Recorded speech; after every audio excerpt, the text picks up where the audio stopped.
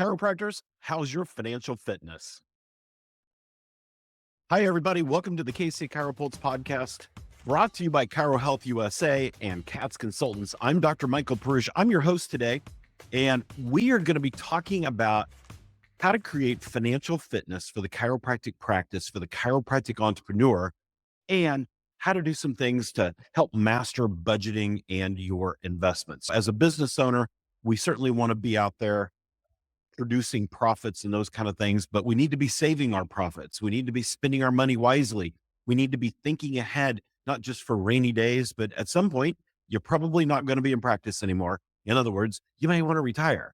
So we have to think ahead on those kind of things. So I thought today I'd just share some thoughts with you.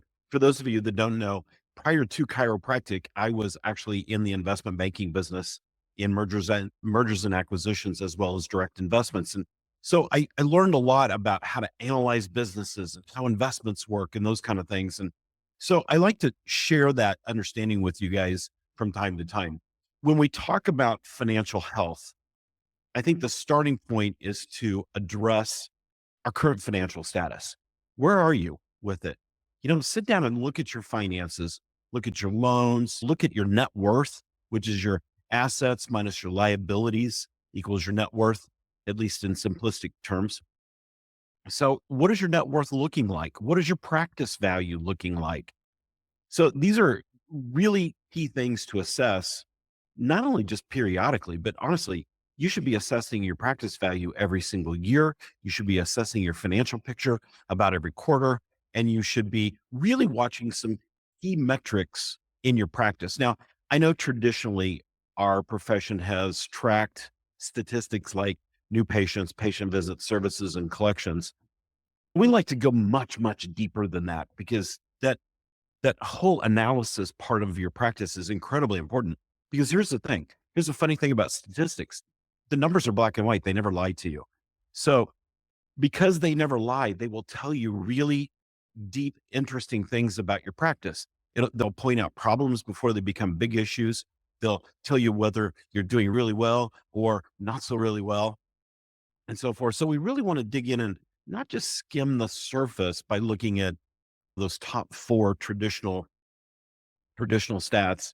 And we could add PVA into that, which Dr. Fox and I did a whole podcast on PVA one time. So you probably already know how I feel about that one, but we need to be really assessing profitability. So we need to be watching our expenses versus our collections. That's incredibly important. We should know what our cost per patient visit is and how much profit we make per patient visit. We need to be tracking our dropout percentages to make sure that we're keeping the practice full of patients and we're not allowing them to drop out faster than we're bringing new ones in. So there's a real fine balance there. So we need to really think about retention. Years ago, we used to think that it was new patients that drove the practice. It's really not. Today, we really want to be focused much more on retention. Well, you can tell I got a little bit of sunburn over the weekend because I live in Florida, and so that's why I look a little toasty today. But anyway, so we want to make sure too that we're really using our business wisely and that we're spending money not just haphazardly, but we know what we're spending. So we're setting a budget every month. We know exactly what our fixed expenses are, what our variable expenses should be. So what's the difference between the two? Where your rent, for example, is probably a fixed expense, but your utilities fluctuate every month, right? Unless you're on a flat pay rate. So we want to really understand what are all the expenses in the practice, and are we driving in enough revenue to make that work? Part of really getting down to the nitty gritty of whether or not you're profitable or not is really having a good fee setting strategy. We happen to be just a little bit haphazard when it comes to setting our fees far too often. And there's really a science to it more than just, well, the chiropractic clinic down the street's charging $49 for a new patient exam. So I guess we'll do the same thing. Your expenses may be much higher and you need to charge a higher rate for new patients, for example. So you really want to dig into your fees and make sure that your fees are set correctly and that you have a good fee strategy in place that not only brings profitability into your practice, but still looks attractive to to your patients. And I'm going to tell you something about fees. You don't have to be cheap. You don't have to be cheap. You can make great money in this profession by sometimes setting your fees just a little bit higher than everybody else. You don't have to play the race to the bottom fee game. So at least I don't recommend it. We also want to make sure that when we're spending money, that we're spending it wisely. So we're not spending money on things that we don't need. We're not buying new tools and toys in the practice that we're not going to use, that aren't going to drive revenue, that we're really thinking hard and fast about tactics and strategies. If you're going to buy new therapy equipment, for example, make sure that you have the strategies in place to make it work. Are you going to use it? Is it going to turn a profit? What is your return on investment going to look like? When do you have it paid off? How many patients do you need to see, et cetera? So you want to make sure that you're really managing money correctly. And I see a lot of doctors being afraid of debt. So they go out, they put stuff on credit cards, and then pretty soon before they know it, the credit card got out of control. Go to your bank and get a line of credit. Line of credit is going to be a much lower interest rate. Any money that you're not using of that line of credit, you're not paying for. It's not these crazy high interest rates like a credit card. Every business should have a line of credit, and use that line of credit maybe to buy a new piece of equipment because your accountant says you need to spend some money. So you put it on your line of credit and pay it back over a couple months. When it's only at 7, 8, 9% interest, that's way better than your 24 or 27% credit card, right? So you're going to pay a whole lot less for it. So we want to make sure that we really apply good budgeting and good cash flow management. And a lot of doctors ask me about things like advertising expense. Advertising expense is one of those variable expenses that should change every month, but yet I see a lot of us getting attracted to these fixed dollar marketing programs where you're spending $2,500, $5,000 a month every month. And there's no relation back to ROI and what your collections actually are. You should set your advertising budget somewhere between about 3 to 7% of your collections. 3 to 7%, not 37, 3 to 7% of your collections, of your cash collections. So make sure that you're setting your ad budget correctly. And make sure you're spending the dollars correctly, and that you're not getting locked into something that has way too big of an impact on your cash flow. So we're talking about financial health for chiropractic entrepreneurs, how to budget, how to invest, and those kind of things. So we're going to catch a quick word from our sponsors here. Then we're going to come back and we're going to dive into this just a little bit further. So we all feel it. Rent or dining out, gasoline or movies. As a matter of fact, the dollar is not going as far for a whole host of reasons, and it's impacting everybody regardless of your financial situation.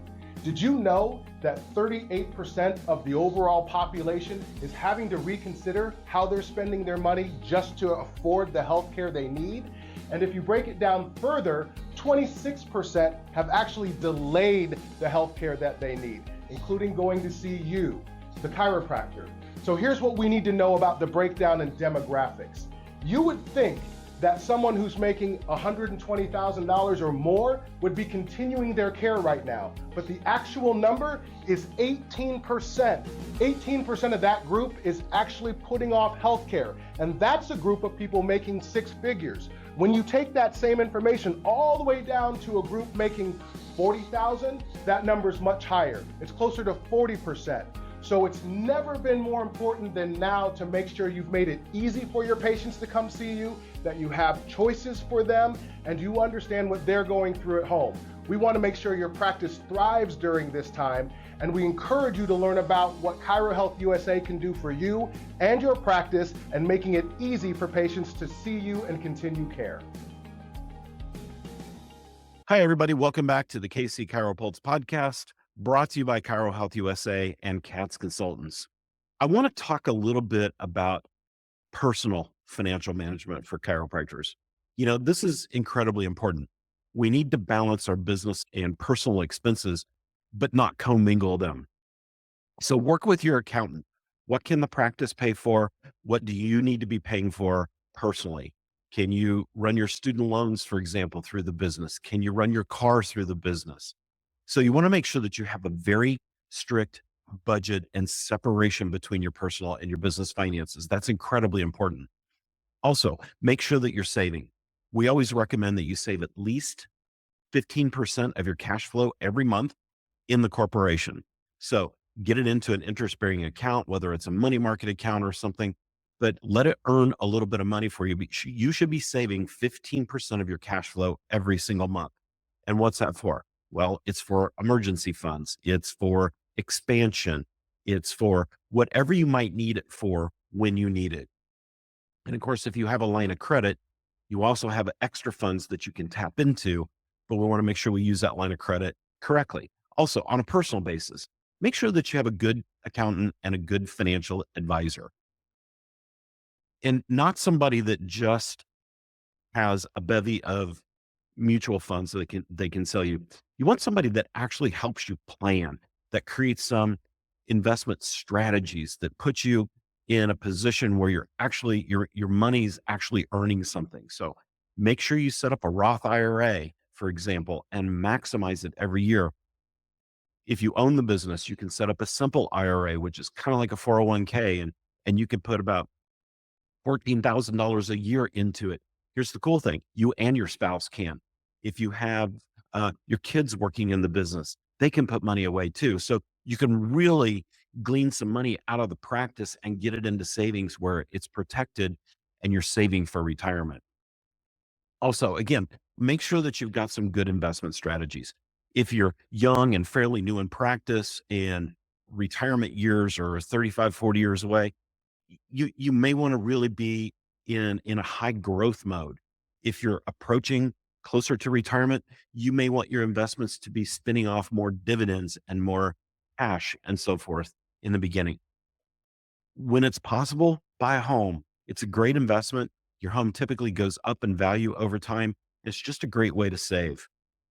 And when we talk about investments, there's all kinds of things that are completely suitable for doctors. Real estate, great investment opportunities. Stocks, ETFs. ETFs are I think one of the greatest things because it's kind of this hybrid between a mutual fund and a straight up stock investment. And you get a lot of bang for your buck without the expense load that most mutual funds have. Bonds can be great for generating income.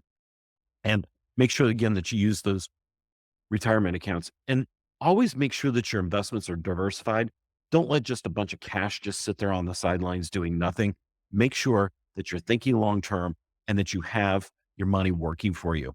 Now, there's also some financial mistakes that we want to make sure that we avoid. So there are some common financial pitfalls that we see a lot of doctors fall into. One is the shiny thing. What's the shiny thing? Well, you go to a convention and you see a brand new therapeutic device and you think, oh my gosh, I got to have that. And you don't really think it through. You don't think about, well, do I have any patients that can use this? Maybe get attracted to a decompression table, but you forget that you're a pediatric practice. So you probably don't have many patients that can utilize the decompression table. So that might not be a good idea to buy, right? So that's a financial pitfall that you want to make sure that you avoid. Now, we all get caught wasting money on something somewhere along the way. But I always use this rule of thumb. If you're going to make a decision about buying something and it's over a certain amount, if you're new in practice, maybe if it's more than $500, if you've been in practice a while, maybe it's more than $1,000, but table the decision for 24 or 48 hours or even a week. If there's no burn, no rush to make the decision, don't make it just yet. Think it through a little bit. Let your subconscious work on it. Also, make sure that you get good professional help, good financial strategist, a good family planning attorney, one that can help you set up a will and those kind of things. Very, very important, especially if you're having a family and those kind of things. Make sure you have a good accountant. Meet with your accountant a couple of times a year, not just at tax time to turn over all your tax documents. Make sure that you're meeting with them and really understanding how to read your profit and loss statement, how to put your balance sheet together, how to value your practice. And in fact, at CATS Consultants, we help doctors value their practices. We think you should value it every year. And hopefully you see it going up. And if it's not, that's one of those statistical measures that we've got if you've got time, if you're not selling your practice in the next 6 months, you may have time to kind of turn that around and make your practice continue to grow on your balance sheet, the value of your practice grow. So make sure you're getting good financial advice, good attorney, good accountant, good investment advisor. Those kind of people can be invaluable to you. Two, make sure that you have good software in your practice. And what do I mean by that? Well, good software that's tracking your AR so that you don't have money falling through the cracks. Make sure you have good procedures in place, that you're reviewing EOBs if you're in insurance and not writing off stuff that shouldn't be written off and not giving away services that you don't need to be giving away. So really having good strategies in place for those kind of things can really help. You'd be shocked. You, you'd be shocked at how much extra money just by paying attention you can bring into your practice and to your bottom line, just by doing some good strategies with making sure that you're not giving away services when you shouldn't be. And this is such an important topic that I think it's really should be second nature that you need to learn. So if this is not an area that you're very familiar with, learn. There's great books, videos, learn how investing works. Doesn't mean you have to go out and be an investor or a day trader. That's not what I'm talking about, but understand, because learning is key to success. So make sure you do those kind of things. And if you're Cat's client, you know that we already put on a lot of classes and seminars and things for you guys about investing and about the importance of those things. So good financial management is, again, paramount to your success. So make sure that you're budgeting, make sure that you're investing, make sure that you've got your fee strategy set correctly, analyze your insurance contracts every year. Are you getting reimbursed anything? Is any worth being on those insurance plans? Maybe it's time to switch patients over to CAT. Learn good retention strategies, learn how to analyze your practice from a statistical point, not just the simple stats that we typically do in the profession, but really a deep dive on your statistics and make sure you're keeping up with that. Also, be sure to check us out. We've got all kinds of free downloads. Subscribe to the podcast. Make sure you're tuning in every week. Dr. Fox and I like to completely dismantle and disrupt how we're managing our chiropractic practices in the profession. We love sharing our ideas with you guys. And we've had huge feedback since we started this podcast, and it's growing like crazy. So be sure to share it with everybody in the profession as well. Also, be sure to check out our sponsors, Chiro Health USA. They're doing amazing things for practices, as well as CATS Consultants. That's our consulting company. If you haven't done so yet, schedule a breakthrough call with us. We love doing these. We love talking to you guys about your practices. It's free. There's no catch. We don't strong arm anybody, but we want to hear about your practice, how it's going, and how we might be able to help you make it even better. So, all right, everybody, keep helping your patients and get a good management company behind you to consult with you and coach you on making your practice even better. All right, everybody. Dr. Michael Perusich here with KC CHIROpulse Podcast. We'll see you next time. CATS Chiropractic Consultants, your partner in chiropractic success. We are dedicated with one-on-one guidance to bring you all your practice management needs. Let's supercharge your practice. Give us a call today.